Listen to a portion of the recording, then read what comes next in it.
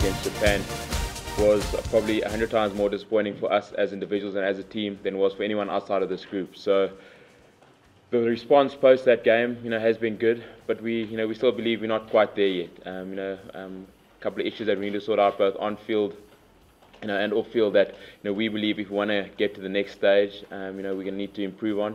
But again, the last 2 weeks have been good, but all our focus and energy this week is improving against America come 4:45 on Wednesday afternoon.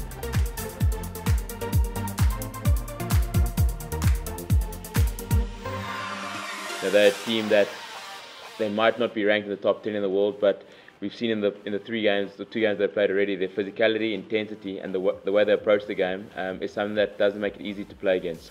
We know it's going to be a tough test waiting for us, and as a group, we won't always be happy with where we are. We've got big goals and dreams for this team, and again, Wednesday's another hurdle that we can't afford to slip up in. So yeah, it's been good, but still not quite where we want to be.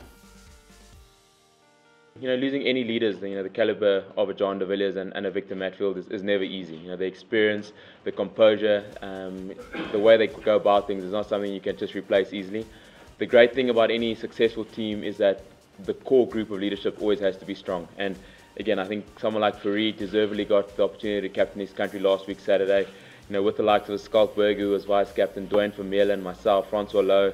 That core group of players around the leadership is something that makes a team strong. And as much as you always need youth and exuberance, to bring an energy, to bring a spirit to the team, you need that still-mindedness to bring the patience and the composure. And like I say, we'll never say losing losing Victor and John were a good thing.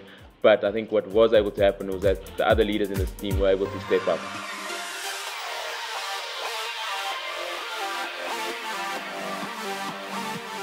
I'm not quite sure, what the future holds for me. I'll see how this tournament goes, and like I said, I'm still feeling good. And I think because I've, been lucky enough to have been involved in a championship side in Toulon over the last 2 seasons, that's definitely kept the spirit going. So I think when, a lot of people say when the end is near. To be honest, I don't think it's quite there yet for me. And hopefully, if I'm not involved in the future, I can still play a positive part in making sure that the growth of South African rugby, continues.